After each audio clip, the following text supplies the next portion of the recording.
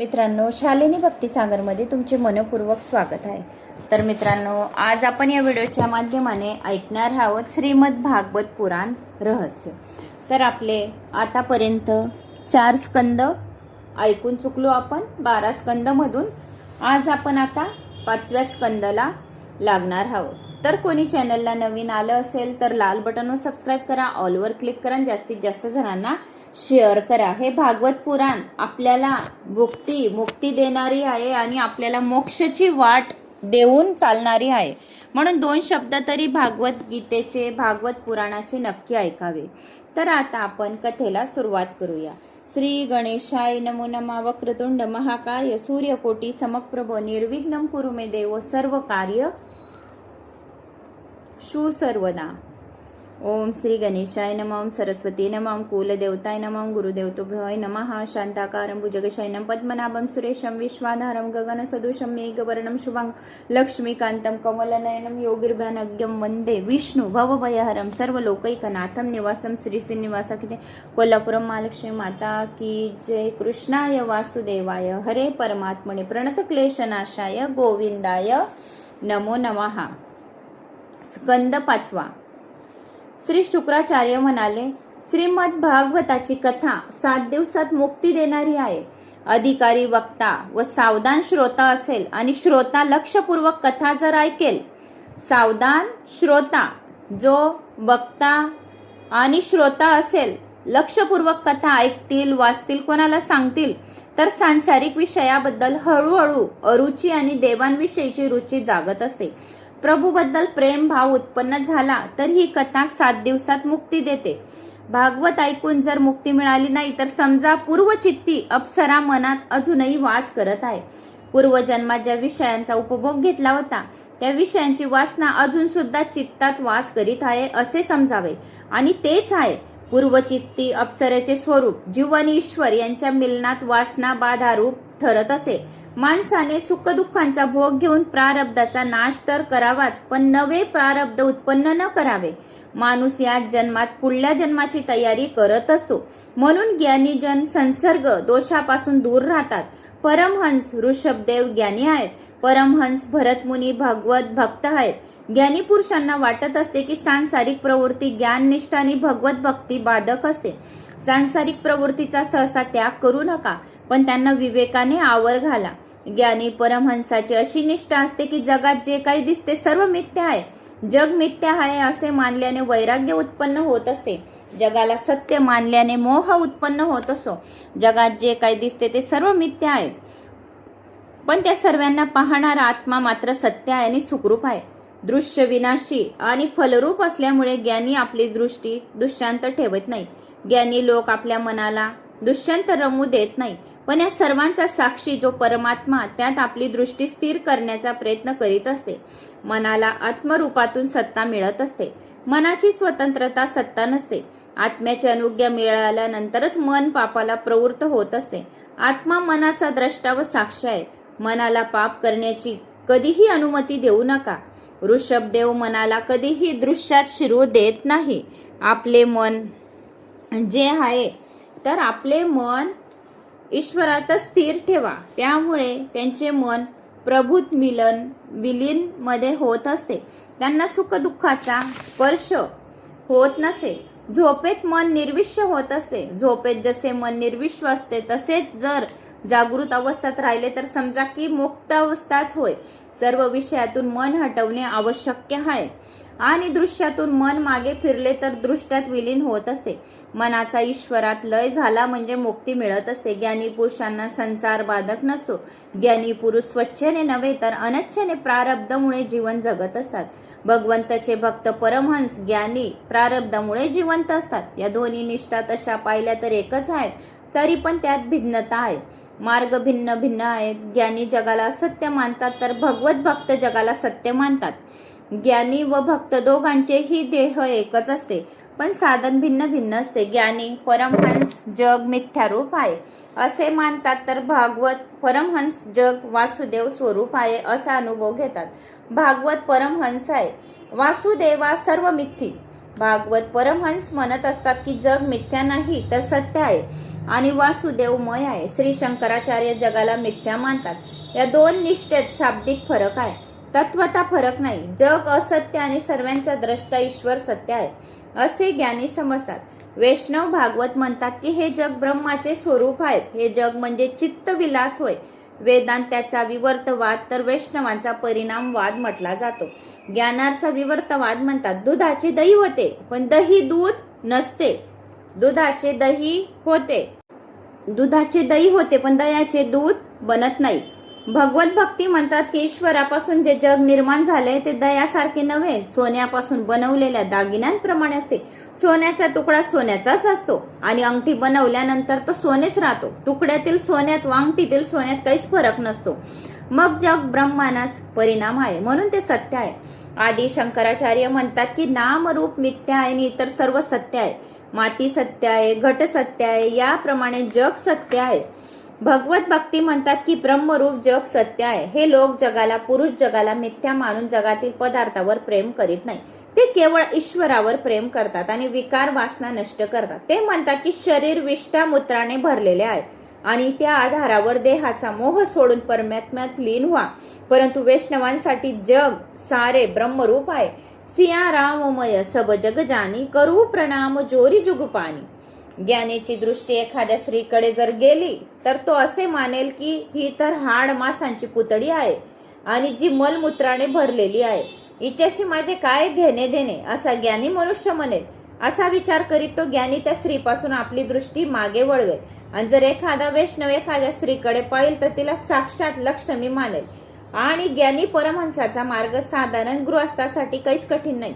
वैष्णवाचा मार्ग आमच्यासारख्या लोकांसाठी फार सोपा आणि सरळ आहे. जग ब्रह्मरूप समजणे सोपे आहे.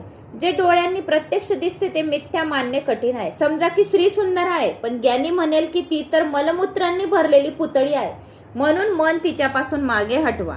सौंदर्य हे कल्पनेत आहे. ज्ञानी स्त्रीची उपेक्षा करीत असतो. जेव्हा केव्हा ज्ञानाला स्त्री दिसेल तर तिच्याकडे उपेक्षा दृष्टीने पाहिल, तिच्याकडे तिरस्काराने पाहिल. परंतु जर एखाद्या वैष्णवाला एखादी स्त्री दिसली तर तिला लक्ष्मी देवी समजून निर्विकार मनाने तिला वंदन करेल. वैष्णव स्त्रीकडे सन्मान सद्भावाच्या दृष्टीने पाहत असतो. कुणाही व्यक्तीकडे तिरस्काराने पाहण्यापेक्षा तिच्याकडे भगवत भावाने निर्विकार होऊन पाहणे, तिला वंदन करणे अधिक श्रेयकर आहे. महाप्रभूजी म्हणतात प्रत्येक पदार्थ श्रीकृष्णाचा अंश आहे म्हणून जग तर सत्य आहे. असो, खंडन मंडनाच्या अशा संघर्षापासून दूर राहिलेले योग्य. अन्यथा राग द्वेष वाढण्याचा संभव जास्त. ज्ञानी परमहंस ज्ञानाने उपदेश करतात तर भागवत परमहंस क्रियेने उपदेश करतात. जड भरताप्रमाणे त्यांची प्रत्येक क्रिया उपदेश रूप होत असते. ज्ञानाचा उपदेश शाब्दिक असतो तर भगवत भक्तीचा उपदेश आचरण असतो. ऋषभदेव आदर्श ज्ञानी परमहंस आहे तर जड भरत आदर्श भगवंत परमहंस आहेत. सर्वस्वांचा त्याग करून ऋषभदेव वेड्याप्रमाणे जगात भ्रमण करीत असतात आणि जड भरत सर्व ठाई ईश्वरभाई भाव ठेवून सर्वांची सेवा चाकरी करत असतात. जड भरत म्हणतात की मे सेवक चराचर रूप स्वामी भगवत. ऋषभदेवांना देहा ध्यासाच नसतो. ज्ञानाचा उपदेश शाब्दिक असतो तर भगवत भक्ताचा उपदेश आचरणात्मक असतो. ऋषभदेव आदर्श ज्ञानी परमहंस आहे तर जड भरत आदर्श भागवत परमहंस आहे. सर्वस्वांचा त्याग करून ऋषभदेव वेड्याप्रमाणे जगात भ्रमण करीत तर जड भरत सर्वठा ईश्वर भाव ठेवून सर्वांची सेवा करत असतात. जड भरत म्हणजे मे सेवक चराचर रूप स्वामी भागवत. ऋषभदेवांना देह ध्यास नव्हतो. ते आदर्श ज्ञानी परमहंस आहेत. प्रथम त्यांची कथा येईल. ऋषभ अवतार ज्ञानाचा आदेश आहे स्थापित करण्यासाठी आहे. द्वितीय स्कंदात गुरुने साधन सांगितले तर नंतर ज्ञानाचा उपदेश केला आहे. ज्ञान जीवनात कसे उतरावावे हे तृतीय आणि चतुर्थ स्कंदामध्ये सर्ग विसर्ग लिहिलेत सांगितले आहे. आता प्रश्न असा आहे की ज्ञानाला कशा रीतीने स्थिर करावं. ज्ञानाला स्थिर करण्याची स्थायी करण्याची रीत पंचम स्कंदामध्ये सांगितली गेलेली आहे. स्थिती म्हणजे प्रभूचा विजय. सर्व चराचर प्रभूच्या मर्यादित सत्तेत आहे. आता ऋषभदेवाची आपण कथा ऐकूया. राजा परीक्षिती आरंभी प्रश्न करतो. मनुपुत्र राजा प्रियवताला विवाह करण्याची इच्छा नव्हती तरी त्याने विवाह का केला. गृहस्थम राहून त्याने सिद्धी कशी प्राप्त केली, कशा प्रकारे त्याची भगवान कृष्णात भक्ती दृढ झाली. शुक्राचार्य कथेत सांगतात की घर भक्ती साधनेत बाधक असते. घरात गृहस्थाला पक्षपात करावा लागतो. गृहस्थ सर्व प्रति भाव ठेवू शकत नाही. तो शत्रू, मित्र, चोर, सेठ यांना समभावाने पाहू शकत नाही. श्रीकृष्णाचा गृहाश्रम असा होता की तो सर्व प्रति समभाव ठेवू शकत होते. एकदा दुर्योधन त्यांना साह्य मागण्यास गेले. काही दिवसापूर्वीच त्यांनी श्रीकृष्णाचा अपमान केला होता, तरी तो निर्लज्ज बनून कृष्णाला साह्याची विनंती करण्यास गेला. सामान्य मनुष्य आपला अपमान विसरू शकत नाही, पण श्रीकृष्ण दुर्योधनाला साह्य करण्यास तयार झाले. अर्जुनही त्याच वेळी साह्य मागण्यास आलेला होता. दुर्योधन म्हणाला, मी अर्जुनाच्या पूर्वी आलो आहे, म्हणून मागण्याचा प्रथम अधिकार माझा आहे. श्रीकृष्ण म्हणाले, मी तर तुम्हा दोघांना साह्य करतो. एका पक्षाला माझी नारायणी सेना राहील, दुसऱ्या पक्षाला मी निशस्त्र राहील. दुर्योधनाने विचार केला की श्रीकृष्ण तर गोष्टीच सांगत राहील, मला तर युद्ध करायचे आहे, गोष्टीचा मला काही उपयोग नाही. त्यांनी नारायणी सेना मागितली. अर्जुनाने श्रीकृष्णाला मागून घेतले. याप्रमाणे श्रीकृष्णाने दुर्योधन व अर्जुन यांना समभावाने वागवले. श्रीकृष्ण गृहाश्रमी नव्हते, तर आदर्श संन्यासी होते. गृहाश्रमात भक्ती साधनेत कोणत्या ना कोणत्या अडचणी येतच असतात. म्हणून राजा प्रियव्रताने व्यवहारी जीवनाचा त्याग करण्याचे ठरवले. परमार्थात अभेद बुद्धी आणि व्यवहारात भेदबुद्धीचा वापर करावा लागतो. व्यवहार भेदभाव जागवित असतो. भेदभाव असताना काम, क्रोध इत्यादी विकार उत्पन्न होत असतात. ज्ञानी पुरुष सर्वांना अभेद भावाने पाहत असतात. व्यवहार आणि परमार्थ यांचे ऐक्य करणे कठीण कर्म होय. भेदभावामुळे व्यवहारात वैर आणि असमानता उत्पन्न होत असतात. म्हणून ज्ञानीजन सर्व प्रवृत्तीचा त्याग करून एकांतात भक्ती करत असतात. प्रापंचिक घरात भक्ती घडत नसते, कारण अनेक विषप्त उत्पन्न होत असतात. तुम्ही घर सोडून गंगातीरी जाऊ शकत नाही, म्हणून म्हणावे लागते की घरातूनच राहून भजन करा. जीव जेव्हा परमात्म्याशी एकरूप होत असतो, तेव्हाच त्याला साक्षात्कार झाला म्हणून समजावे. एकांतात ईश्वराची आराधना करण्याने शक्य होते. प्रियव्रताला एकांतात आराधना करण्याची इच्छा झाली, तेव्हा ब्रह्मदेवाने येऊन म्हटले, राजा, प्रारब्ध भोगावे लागते. मीही परमेश्वराच्या आज्ञेने प्रारब्ध भोगीत आहे. मलाही व्यवहार करण्याची इच्छा नाही. तुला सध्याच वनात जाण्याची आवश्यकता नाही. सावधपणाने प्रपंच कर. जितेंद्रिय तर घरात राहूनही ईश्वराची आराधना करू शकतो, आणि तो जो जितेंद्रिय नाही तो वनात प्रमाद करू शकेल. स्त्रीपुत्राचा त्याग करून वनात जाऊन भरताने तेथे संसार उत्पन्न केला होता, आणि भरत वनात रस्ता चुकले. प्रल्हादाने दैत्याच्या बरोबर राहून अनेक प्रकारचे कष्ट सहन केले. घरातच भक्ती साधना केली होती. गृहस्थासाठी गृहत्याग करणाऱ्या वनवाशासाठी भागवताची कथा मार्गदर्शक आहे. जो कोणी भागवतांच्या कथा सुद्धा ऐकतो, तरी सुद्धा त्याला मोक्षाची प्राप्ती, दुःख, दारिद्र्य, सर्व पापांपासून मुक्ती मिळते. असे नाही की घर सोडण्यानेच तुम्ही भागवत पुराण ऐकू शकणार, तर असे नाही. घर सोडणाऱ्यालाच देव भेटत असतो असे काही नाही. तर भागवत पुराण ऐकले तरी सुद्धा देव भेटू शकेल. घरातील वातावरण प्रतिकूल असून प्रल्हादाने घरात राहूनच भक्ती साधना केली आणि भगवंताचे दर्शन घरातच घेतले. आपल्या जीवनाचे देह निश्चित करणे अत्यंत आवश्यक आहे. देहावर नजर ठेवून जीवनाचे व्यवहार चालले पाहिजेत. मानवाच्या जीवनाचे देह आई ईश्वर प्राप्ती. प्रल्हादाने प्रतिकूल परिस्थिती असताना भजन केले, तर भरत घर भक्तीत बांधा आणणारे आहे असे मानून गृहत्याग करून वनात भक्ती साधना करू शकला नाही. माणूस कुठेही जावो, पंचविषय त्याच्या सोबत राहतील. घरात राहून भक्ती करायची असेल तर प्रल्हादाचा आदर्श समोर ठेवा. वनवासी भक्ती करायची असेल तर जड भरताचे जीवन दृष्टी समोर ठेवा. जीवाच्या मागे 6 चोर लागलेले आहेत. कोणते कोणते? काम, क्रोध, लोभ, मोह, मद आणि मत्सर. या 6 विकारांनी वश जो होत नाही, त्याला घर प्रपंच कधीही बाधा करू शकत नाही. गृहाश्रम एक किल्ला आहे. प्रथम त्या किल्ल्यात राहूनच लढाई करणे उत्तम होय. हे 6 शत्रू तर वनात सोबत राहून जीवाला त्रस्त करीत असतात. म्हणून या 6 शत्रूंचा पराभव करावा लागतो. काम, क्रोध, लोभ, मोह, मद, मत्सर यांना जिंकायचे आहे. या 6 शत्रूंचा विजेता गृहाश्रमी असूनही वनवाशाप्रमाणे विरक्त समजावा. गृहस्थाश्रमात राहून या षडीपृचा नाश करणे सोपे आहे. सुखी व्हायचे असेल तर वयाच्या 40व्या वर्षी प्रपंचातील व्यवहाराचा हळूहळू त्याग करावा लागेल आणि 91व्या वर्षी वनगमन करा. ब्रह्मदेव राजा प्रियव्रताला म्हणतात, तू विवाह कर. विवाह केल्याविना विकार वासना नष्ट होऊ शकत नाही. काही काळ संसारातील सुख भोगावे व नंतर भगवंताची आराधना करावी. व्यवहार करा, पण असा करा की पुनर्जन्माचे बीज रोपण न व्हावे. राग द्वेष संरहित केलेला गेलेला व्यवहार मनुष्याला मुक्तीप्रद होतो. जीवनमुक्त पुरुषाला देह अभिमान नसतो, त्याला वासना नसतात, म्हणून त्याला दुसरा देह धारण करावा लागत नाही. आज्ञा मिळताच प्रियवताने लग्न केले. त्याला अनेक मुले झाले. प्रियवतानंतर अग्निधाने राज्य केले. ते तपश्चर्या करण्यासाठी वनात गेले. त्यांच्या तपात पूर्वीची वासना, पूर्वी चित्त बाधा उत्पन्न करू लागली आणि चित्ता राहणारी पूर्वजन्माची वासना म्हणजे पूर्वचित्ती होय. भोगलेल्या विषया सुखाचे स्मरण आणि त्यामुळे मनात वास करणारी सूक्ष्म वासनाच पूर्वी चित्ती होय. पूर्वाची वासना लवकर नष्ट होत नसते. इंद्रियांना मिळालेले सुख ती वारंवार मागत राहील. अशी वासना उत्पन्न झाली असता मनाला सांगावे लागेल की मना, तू आजपर्यंत इतके विषय सुख भोगले तरी तुझी तृप्ती झाली नाही का? जोपर्यंत विषयाचे आकर्षण आहे तोपर्यंत विषयाचे नष्ट होत नाही. विषयांचे आकर्षण नष्ट झाल्यावरच विषयांचे नष्ट होत असते.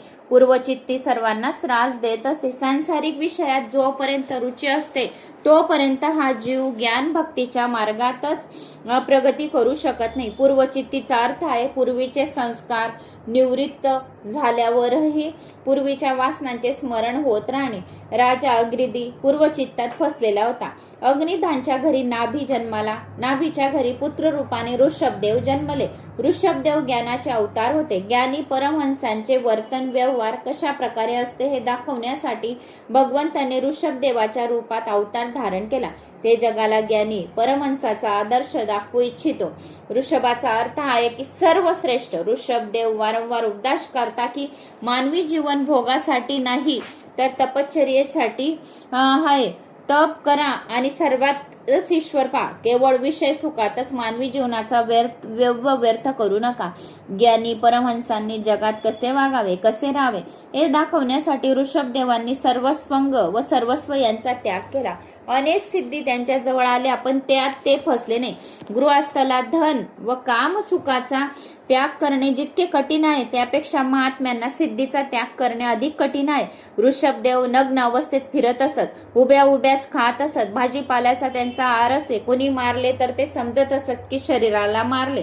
मी तर शरीराहून वेगळा आहे, ब्रह्मनिष्ठ आहे. सर्वांनाच कळते की आत्मा शरीराहून भिन्न आहे, परंतु प्रत्यक्ष अनुभव फार थोड्या व्यक्तींना येत असतो. श्रीफल, नारळातील खोबरे व कवच नारवाटी हे भिन्न आहेत, पण जोवर आत पाणी असते तोवर खोबरे नारवाटीला सोडत नसते, चिकटलेलेच असते. त्याप्रमाणे जोपर्यंत माणसाला विषयात रस असतो वाटतो, विषयाची आसक्ती असते, तोपर्यंत त्याला शरीर व आत्मा त्याच्या भिन्नतेचा अनुभव येत नसतो. शरीर आवरण आहे, आत्मा खोबरे आहे, विषय रस पाणी आहे. शरीरातील कोणत्याही वस्तू जोपर्यंत गोडी वाटते तोपर्यंत शरीरावरून आत्मा भिन्न आहे असा अनुभव येत नसतो. शारीरिक उपभोगात आनंद नाही, आत्माच आनंद रूप आहे. नाम रूपाचा मोह जोपर्यंत सुटत नसतो तोपर्यंत देह आणि आत्मा यांची भिन्नता कळत नाही. उलट देहच मी आहे असा देहाभ्यास वाढत असतो. जगातील जड पदार्थांशी अतिस्नेह जडला तर जडस वाढत असतो. वैराग्य वाचून ब्रह्मज्ञान स्थायी होत नसते. ब्रह्मज्ञानाच्या गोष्टी करणारा जर धन व प्रतिष्ठा यावर प्रेम करीत असेल तर तो ज्ञानी नाही. खरा ज्ञानी तर तोच की जो देवावर प्रेम करतो. ईश्वराशिवाय संसारातील जड पदार्थावर जर ममत्व असेल तर तो जीव शरीराहून भिन्न असलेल्या आत्म्याला पाहू शकत नाही. ब्रह्मज्ञान झाल्यावर जर सांसारिक विषयात मोह असेल तर त्याला ब्रह्मनंदाचा लाभ होत नसतो. ब्रह्मज्ञान झाल्यावर जर ईश्वरावर प्रेम असेल तर ब्रह्मनंदाची प्राप्ती होत असते. ज्ञानी पुरुषाने जगातील कोणत्याही वस्तूवर ममत्व ठेवू नये, कोणत्याही वस्तूचा संग्रह करू नये. हा मनुष्य जन्म तप करण्यासाठी आहे. तप केल्याने अंतःकरण शुद्ध होत असते. अंतःकरण शुद्ध झाले म्हणजे अनंत ब्रह्म सुखाची प्राप्ती होत असते आणि या अनंत सुखाच्या ब्रह्मामध्ये आपल्या आत्म्यामध्ये परब्रह्म आणि सच्चिदानंद विराजमान असतो. महापुरुषांची सेवा मुक्तीचे द्वार आहे, तर कामी पुरुषांचा संग नरकाचे द्वार आहे. या मृत्यूरूप संसारात फसलेला जो उद्धार करू शकत नाही तो गुरु नव्हे, स्वजन नव्हे, माता पिता नव्हे. अर्थात तो मनुष्य गुरु स्वजन माता पिता होण्यास अपात्र असतो. योग वाष्टेत ज्ञानाचा 7 भूमिका आहे. शुभेच्छा, सुविचरण, तनुमानसा, सत्वापती, असक्त, पदार्थ भावनी, तुयंगा. शुभेच्छा आत्मकल्याणासाठी क्षेत्रीय ब्रह्मनिष्ठ गुरुला शरण जाऊन त्याच्या उपदेशानुसार शास्त्राचे अवलोकन अध्ययन करून आत्मविचार आत्मसाक्षात्कार उत्कट इच्छा करण्याची शुभेच्छा होय. सुविचारणा सद्गुरूच्या वचनांचा आणि मोक्षशास्त्रांचा वारंवार विचार करून चिंतन करणे म्हणजे सुविचारणा होय. तनु मानसा श्रवण मनन निध्यासने शब्दादी पंचविषयाबद्दल ज्ञानासक्ती निर्माण होत असते आणि सविकल्प समाधीत अभ्यासाने बुद्धीला जी तनुता सूक्ष्मता प्राप्त होत असते तीच तनु मानसा होय. सत्वापतीवरील 3 भूमिकापासून साक्षात्कार पर्यंतची स्थिती म्हणजे निर्विकल्प समाधीरूप स्थित सत्वापती होय. ज्ञानाच्या 4थ्या भूमीवर असलेल्या पुरुषाला ब्रह्मविद म्हणतात. आसक्त चित्त विषयक परमानंद आणि नित्य अपराक्ष अशा ब्रह्म भावनेचा साक्षात्कार रूप चमत्कार होय. असंक्ती होय. या भूमिकेत अविद्या तिचे कार्य यांचा संबंध नसतो म्हणून हिला असक्ती असे म्हणतात. पदार्थ भाविनी पदार्थांची दृढ प्रीती म्हणजे पदार्थ भाविनी होय. तुर्यंगा 3 अवस्थेत मुक्त होणे म्हणजे तुर्यंगा होय. ब्रह्माच्या ज्या अवस्थेत आत्मरूप अखंड अनुभवास येतात ती तुर्यंगा होय. या 7 भूमिकापैकी पहिल्या 3 भूमिका साधन कोटीच्या आहेत, दुसऱ्या 4 ज्ञान कोटीच्या आहेत. 3 भूमिकेपर्यंत सगुण ब्रह्माचे चिंतन करा. ज्ञानाच्या 5व्या भूमीपर्यंत पोहोचल्यावर जड चेतन ग्रंथ सुटून जाते, आत्मानुभव येऊ लागतो. आत्मा शरीराहून भिन्न आहे या भूमिकेत सादर उत्तरोत्तर देहमान विसरू लागतो. शेवटी त्याला उन्मना अवस्था प्राप्त होत असते. ऋषभदेवांना अशी अवस्था प्राप्त झाली होती की ज्ञानी जन इंद्रियांना भितात, ते इंद्रियांचा विश्वास धरीत नाही. मनावर कधीही विश्वास ठेवू नका. बोलण्याची इच्छा होऊ देऊ नये म्हणून ऋषभदेव तोंडात दगड ठेवत असत. तारुण्यात वैराग्य प्राप्त न झाले तसेच विषयांचा कंटाळा न आला तर देवाची भक्ती घडत नाही. विषयी जोपर्यंत वैराग्य उत्पन्न होत नाही तोपर्यंत भक्तीचा आरंभ होत नाही. डोळ्यांना शक्ती देत असते, मनाला शक्ती देत असते, बुद्धी आणि बुद्धीला शक्ती देत असतो. परमात्मा डोळ्यासोबत जर मन नसेल तर वस्तू दिसत नसे. ऋषभदेव कर्नाटकात आले, दावाग्नीत जाऊन बुजून प्रवेश केला. देह जळत आहे पण आत्मा तर अमर आहे. अशी आत्मनिष्ठा तर परमहंसाचीच असते. असे हे ऋषभदेवाचे चरित्र होते. जो कोणी हे ऋषभदेवाचे चरित्र पण ऐकतो तर सर्व पापांपासून मुक्ती मिळते आणि त्याला मोक्षाची प्राप्ती होते, आपल्या पितरांना सद्गती प्राप्ती होते. तर अशी ही ऋषभदेवाची चरित्राची कथा तुम्हाला ऐकवली तर मला अशी आशा आहे की तुम्हाला माझा हा व्हिडिओ आवडला असेल. आवडल्यास लाईक शेअर सबस्क्राईब नक्की करा आणि जास्तीत जास्त जणांना शेअर करा. ओम नमो भगवते वासुदेवाय नमः या मंत्राचा नक्की जप करा आणि कमेंट बॉक्समध्ये बी करा. जय श्री महाकाल.